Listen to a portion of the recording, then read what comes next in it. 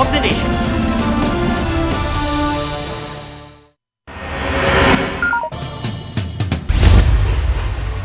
Nasunog ang dalawang magkatabing bahay sa isang subdivision sa Davao City. Isang residente ang sugatan. Iniimbestigahan pa ang sanhi ng sunog na nasa 2 milyong piso ang halaga ng pinsala sa tantya ng BFP.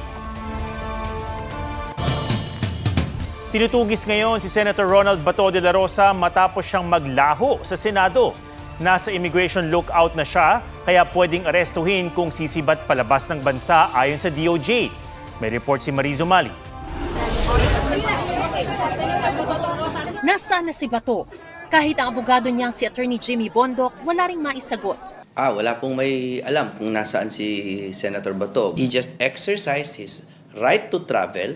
Wala namang lawful warrant issued against him. Wala namang hold order or kahit ano.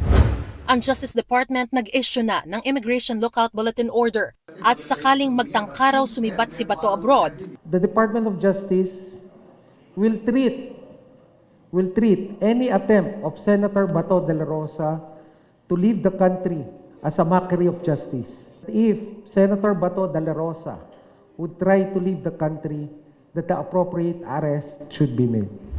Nauna nang sinabi ng Bureau of Immigration na walang naitalang biyahe palabas ng bansa si De La Rosa. Pero sabi ng DOJ, wala munang pag-aresto sa labas ng mga paliparan. Di pa kasi tapos ang palugit ng Korte Suprema para makapagkomento si De La Rosa at ang gobyerno sa petisyon niyang huwag siyang dakpin. Makikinig tayo kung ano sasabihin ng Supreme Court.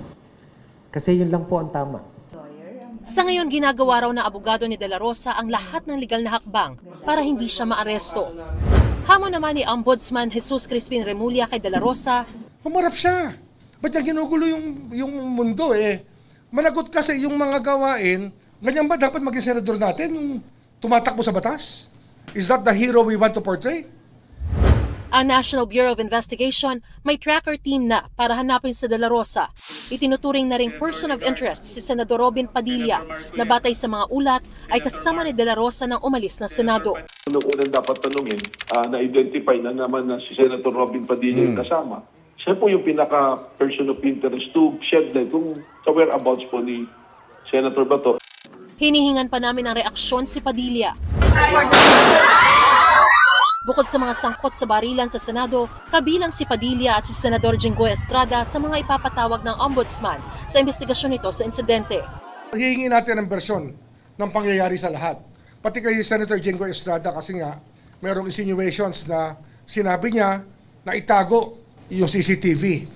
Kung ano ang tono nun, malalaman natin, sana naman ay walang nawawala na footage. Pero clear na daw. Ang tinutukoy ni Remulla ay ang viral na video na ito sa kasagsagan ng barilan. I-secured lang daw yung CCTV. Nakuha ng CCTV. May nakuha. Baka may makuha po tayo ng mga recommendation. Itago niyo yung CCTV. Ano ibig sabihin ng i-preserve yung CCTV for future reference? Okay? Why should I keep it in public? Kaya nga, itago para i-preserve for future reference. Kasi ebidensya yun eh. Kung pwede nga lang ilabas ka agad yung CCTV, dapat ilabas na. Agad kong sinabi, kay as soon as nakaakyat na po si Sergeant at Arms Mao, sabi ko, secure the CCTV room. So nung sinabi po ni Jinggoy na itago, ang ibig niya sabihin, make sure walang makakuha. Mariz Umali, GMA News. Ikinaalarma ng Integrated Bar of the Philippines o IBP ang nangyaring pamamaril sa Senado. Sabi ng IBP, bagamat gumugulong pa ang investigasyon, hindi dapat isawalang bahala ang pagsasabay-sabay ng mga pangyayari. Nagbabala ang IBP sa sinumang mananamantala sa kaguluhan para makalikha ng krisis para sa pansariling politikal na interes. Panawagan ng IBP sa Senado tuparin forthwith ang constitutional duties nito. Huwag din daw hayaan ng Senado na mahadlangan sila sa pagtugon sa issue ng ICC arrest warrant laban kay Senator Bato de la Rosa, impeachment proceedings at pagpapatuloy ng liderato. Nagtitiwala naman daw ang IBP na agad na gagamitin ng Supreme Court ang kapangyarihan ng judicial review sakaling may mga paglabag sa konstitusyon. Duguan na naman ang piso at merkado ngayong araw. Nagsara sa panibagong all-time low ang piso. 61 pesos and 7.21 centavos ang palitan ngayon kada US dollar. April 28 nagsimulang sumampa sa 61 level ang palitan ng piso at dolyar at mula noon 10 araw nang nagsasara sa 61 level ang foreign exchange. Ayon sa ilang analyst, nagpahina sa piso ang pagmahal ulit ng krudo sa world market na dumagdag sa pangamba ng pagsipa muli ng inflation. Nakaapekto rin sa lokal na merkado ang mahinang piso. Ngayong araw, mas mababa uli sa 6,000 level ang Philippine Stock Exchange Index. Isang bata sa Pangasinan ang namatay sa kamay ng mismong lolo. Hinampas ng kawayan at inuntog sa semento ang 3 taong gulang na biktima. Nangyari ang insidente kahapon sa bahay ng lolo at lola ng biktima habang nagtatrabaho ang kanyang mga magulang. Namatay sa ospital ang biktima dahil sa traumatic brain injury. Abot-abot ang paghingi ng tawad ng suspect na arestado na at mahaharap sa reklamong parricide. Bago ngayong gabi, pinag-aaralan ng Japan ang pag-export ng kanilang Type 88 missile sa Pilipinas. Sa gitna ito ng pagbuwag ng Japan sa kanilang matagal ng ban sa pag-export ng mga armas. Ang Type 88 ay surface-to-ship missile, ibig sabihin, matapos pakawalan sa lupa ay kayang pumuntirya ng barko sa layong hanggang mahigit 100 kilometro. Ginamit ang missile na yan ng pasabugin ng World War II era vessel ng Pilipinas na BRP Quezon sa katatapos lang na balikatan exercises sa unang beses na nilakukan ng Japan. Sa ulat ng Japanese public broadcaster na NHK, naglunsad na raw ng pag-aaral ang Defense Ministry ng Japan sa pag-export ng missiles matapos magpahayag ng interes ang Pilipinas. Dagdag ng NHK, kinokonsidera rin daw ang pag-export sa Pilipinas ng kanilang Abukuma-class destroyer escort vessels. Sinusubukan pa ng GMA News na makuha ang reaksyon ng Department of National Defense. 6 na buwang naka-preventive suspension si Acting Senate Sergeant-at-Arms Mau Aplasca kasunod ng barilan sa Senado. Hirit naman ni Senate President Alan Peter Cayetano, dapat suspindihin din si NBI Director Melvin Matibag. May report si Joseph Moro. Nagpaputok po kami ng warning shot. Matapos aminin ni Acting Senate Sergeant-at-Arms Retired General Mau Aplasca na siya ang unang nagpaputok sa Senado nitong Miyerkules, sinailalim siya sa 6 na buwang preventive suspension ng Ombudsman habang iniimbestigahan ang insidente. Ngayon pa lamang, sabi ni Ombudsman Jesus Crispin Remulla, hindi niya palalampasin ang ginawa ni Aplasca. Sino siya? Anong karapatan niyang gawin yun? Diba? Mas mataas ka sa law enforcement. Sino ka? Not even the president will do that. When you try to be above the law, then you have a problem. Maliwanag pa ng Ombudsman, hindi naman parusa kay Aplasca ang suspension. Layon lamang nitong ma-preserve ang mga ebidensya gaya ng CCTV footage. Hinihingan pa namin ng reaksyon si Aplasca. July 2025 nang inominate ni Senator Ronald Bato de la Rosa si Aplasca na maging Sergeant-at-Arms ng 20th Congress. Naging magkaklase sa Philippine Military Academy sina de la Rosa at Aplasca, pareho rin silang tubong Davao Region. So wala po ako ibang makausap, Mr. President, kundi yung kabayan ko na Bisaya na taga Davao, and he helped me a lot in our plebhood. February 2026 nang palitan si Aplasca ni Edgardo Rene Samonte na nagbiti sa pwesto nitong Lunes sa kasagsagan ng pagsisilbi sana ng ICC warrant laban kay De La Rosa sa Senado. Si De La Rosa rin ang nagmosyong ibalik si Aplasca bilang Acting Senate Sergeant-at-Arms na inaprubahan naman ng mayorya ng mga senador. Tingin ni Senate President Alan Peter Cayetano, hindi lamang dapat si Aplasca ang sinuspinde ng Ombudsman. Suspend also the NBI Director because he is more a suspect than General Mau dito. Sa kwento kasi ni Aplasca, nag-warning shot siya nang hindi sundin ng NBI agents ang direktiba niyang ibaba ang armas. Kasi law enforcement officer po yun, sa security personnel eh. Siya pa yung magpapababa ng baril. Baliktad po, dapat siya yung nagbaba ng baril dahil nagpakilalang security personnel yun. At umaga pa lang, alam niyang nandudun po ang NBI. Pinag-aaralan ng NBI kung pwede nilang kasuhan si Aplasca. Ang inaresto namang NBI volunteers, sinampahan na ng mga reklamong paglabag sa Comprehensive Law on Firearms and Ammunition at direct assault. Ang PNP binigyan diin na pinagbabawal sa kanilang hanay ang walang pakundangang pag-warning shot.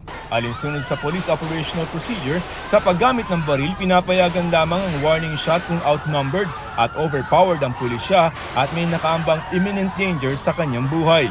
May kakibat din daw na parusa sa ilalim ng batas ang basta-basta pag-warning shot. It is because delikado, no? It can create confusion or yung stray bullets. Hindi natin alam kung saan tatama ito. Ang tanong sa nangyaring barilan sa Senado, may nakaambang nga bang panganib gayong kay Aplaska na mismo nanggaling, nagpakilala ang mga tauhan ng NBI matapos niyang tanungin. Pinag-aaralan na ng PNP ang CCTV footages sa loob at labas ng Senado. Nakabuo na rin sila ng 3D reconstruction ng crime scene kung saan kasama sa sinusuri ang trajectory ng mga bala. Makikita natin kung ito ay pinutok sa taas o sa labas para mag-corroborate sa statement na kung ito nga ay warning shots o hindi, or kung may mga intended target ba siya. Joseph Morong, GMA News. Nakalaya na ang lolo sa Cebu City na inaresto dahil sa paglabag umano sa ordinansa kontra pamlilimos ng lungsod. Pinayagan ng korte ang application for release ni in cognizance ng 68 anyos na lolo. Ibig sabihin, hindi na siya pinagpiyansa ng korte. Pero pinaharap pa rin siya sa preliminary conference sa June 22. Tuwang-tuwa ang lolo nang makauwi at muling makasama ang kanyang apo. Aminado ang lolo na kapalit ng pagtutug niya ng harmonika ay pambilisanan ng pagkain ng kanyang batang apo. Muling naranasan sa ilang bahagi ng Luzon ang rotational brownout ngayong araw matapos ilagay sa red alert status ang Luzon grid. Ayon sa NGCP, hindi kasi bababa sa 30 planta ang nag-shutdown dahil sa unplanned maintenance.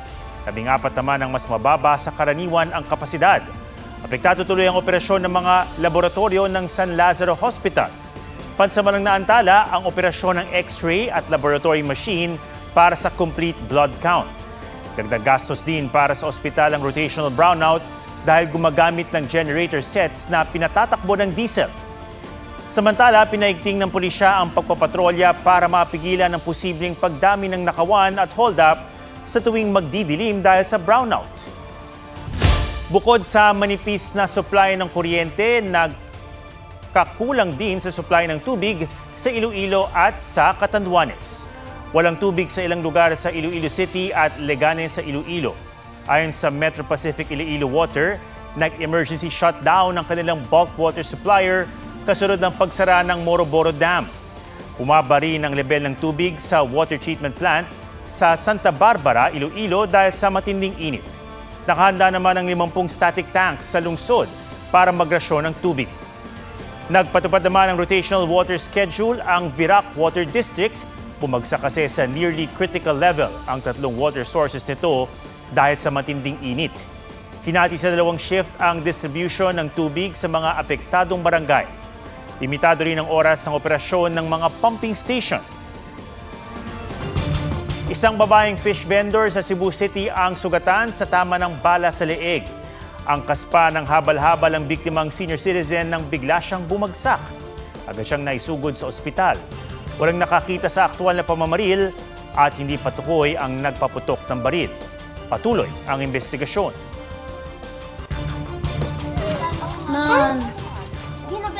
Sa Barotac, Nuevo Iloilo, isang aso ang dinala sa Animal Health Clinic matapos barilin ng air gun sa isang pribadong lote.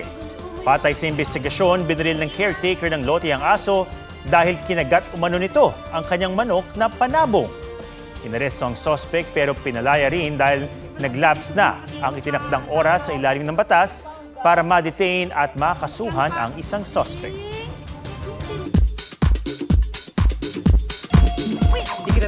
Ikaw! Ex-PBB housemates Ashley Sarmiento at Marco Massa reunited para sa Regal Studio presents Aisle 2, I Love You. Master Cutter star Max Collins ibinahagi ang tiis, ganda routines and behind-the-scenes sacrifices para ma-achieve ang kanyang toned body sa recent runway show.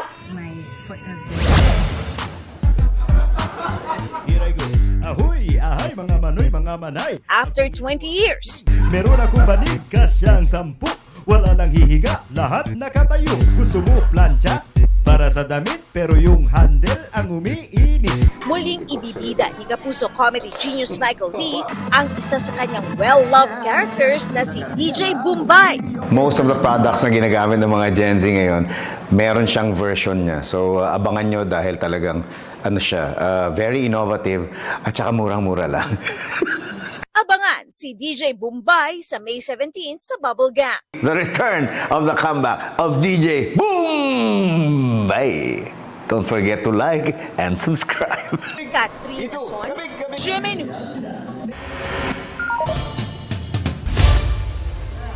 Huli kam sa Zagreb, Croatia ang isang babaeng Croatian na pinagsusuntok ang isang turistang Pinoy.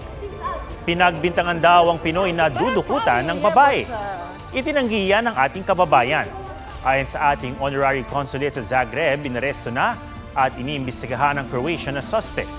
Nakalista rin ng Croatia ang Pilipino.